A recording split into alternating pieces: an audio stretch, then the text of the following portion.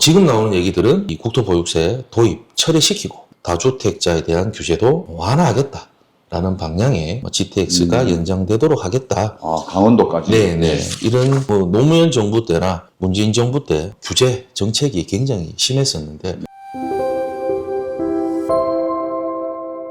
좀 전에도 이제 선거차가 지나가는 소리가 들렸는데 네. 대선이 문제입니다 지금. 네. 대선을 앞두고 있고 이재명 후보의 부동산 공약에 대해서 좀 한 말씀 해주십시오. 22년도 때도 이재명 후보가 대선에 나왔었죠. 네. 22년도 대선 공약 그리고 공식 발언, 언론 보도, 캠프 관계자의 발언 등 이런 것들을 토대로 해서 살펴보면 이재명 후보의 부동산 정책의 큰 틀은 한 3가지가 되지 않을까. 먼저 공급 확대 정책. 그리고 교통 인프라, 그리고 또 부동산 세금, 대출 등의 규제에 관한 부분이 있지 않을까 그렇게 생각되고요. 22년 대선하고 지금 이제 올해 대선 예상 정책들 비교 한번 해보자면 먼저 22년 대선 때에는 주택 공급에 있어서 311만 가구 공급 계획을 얘기했었습니다. 맞습니다. 네, 굉장히 좀 수가 많죠. 그래서 서울 수도권 지역의 주택 부족 문제를 해결하겠다라고 22년도에 대선 공약 하셨고 이때 기본주택이라고 100만 호가 포함됐습니다. 이 기본주택은 소득, 나이 상관없이 무주택자라면 건설 원가 수준으로 저렴한 임대료로 30년 이상 거주 가능하도록 하는 그런 주택을 만들겠다라고 했는데 지금 나온 얘기에서는 기본주택 공급은 없고요. 주택 공급에 있어서는 5년 동안 250만 호 공급하겠다라고 얘기를 하고 있습니다. 이런 주택의 공급 방식에 대해서 저번 대선 때는 이제 공공주도로 공급을 확대하겠다.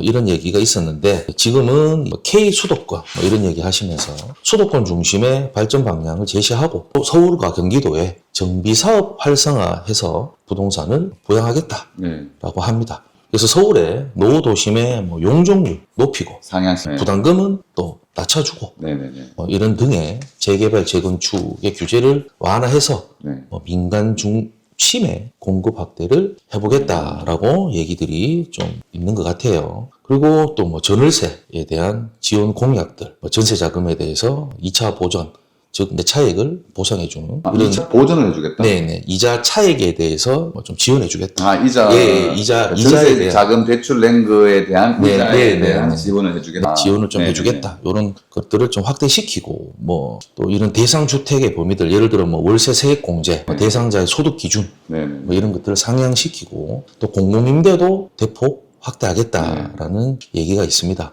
또 청년 주거 지원을 위해서 청년 맞춤형 공공 분야 이런 얘기도 있고요. 또 청년과 신혼부부를 위한 4기 신도시 개발 이런 얘기도 하셨습니다. 22년 대선 때 국토보유세라는 얘기를 했거든요. 국토보유세를 신설해서 도입하겠다. 그래서 보유세를 강화시키겠다.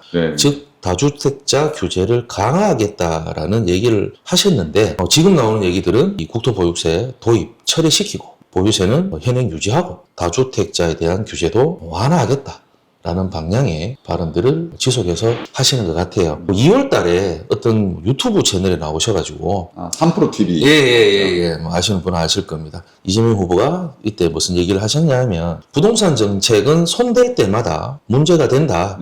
가급적으로 손대지 않아야 한다라는 얘기를 그때 했습니다. 따라서 세금 관련해서 규제 완화에 무게를 두고 있지 않느냐 이렇게 생각되고요. 교통 인프라는 위에 서울 수도권 지역이죠.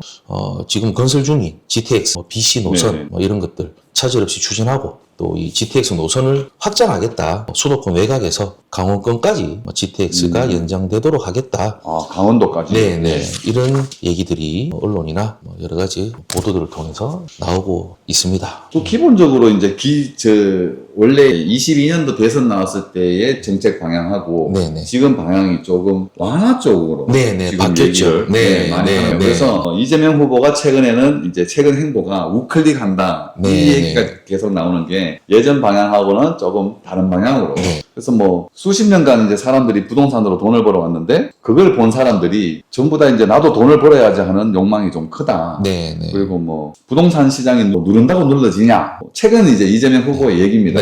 또 돈이 많은 세상이다. 예를 들어서 바다가 보이고 한강이 보이는 집을 5억 아니라 500억에 산다고 해도 그걸 어떻게 말리냐. 이런 얘기도 합니다. 내가 돈 벌어서 비싼 집을 사겠다는데 굳이 그렇게 제약시할 필요 없다. 이런 얘기도 좀 하고 있고요. 그래서 기존 부동산 정책에 비해서 규제나 시장 개입을 완화하겠다는 입장으로 좀 많이 얘기를 하고 있는 것 같습니다. 네, 맞습니다. 그 노무현 정부 때나 문재인 정부 때 규제 정책이 굉장히 심했었는데 결과론적으로는 다 어떻게 보면 실패했는 네. 정책들로 볼 수 네. 있습니다. 그렇다 보니 아무래도 시장에 맞춰서 조금 따라가겠다라는 공약들을 하시는 것 같아요. 네. 그래서 완화시켜서 뭐 사는 거는 말릴 수 없지만 가진다면은 세금으로 조금 조정을 하겠다라는 얘기를 꼭 합니다. 이게 굉장히 무서운 말일 수도 있습니다. 사게끔 해놓고 세금으로 좀 걷어들이는 게 아니냐. 좀 그래서 이제 다주택자들이나 이런 분들은 좀 조심을 해야 되지 않나. 이런 얘기도 많이 하시거든요.